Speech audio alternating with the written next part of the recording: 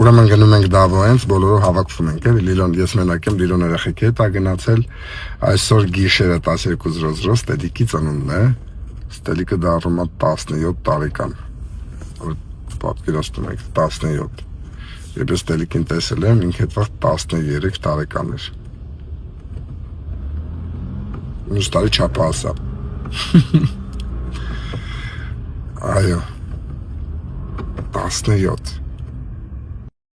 Գալուց առաջ ասում եմ, որ քո հետ հանդիպել էի 13 էիր, սա դառնում ես 17, հալի մի հատ պատմի է տորոստել, չպես որ են կողմ նայած էիր խոսում, են կողմ, հալիք նա են կողմ, Ես Ստելան եմ,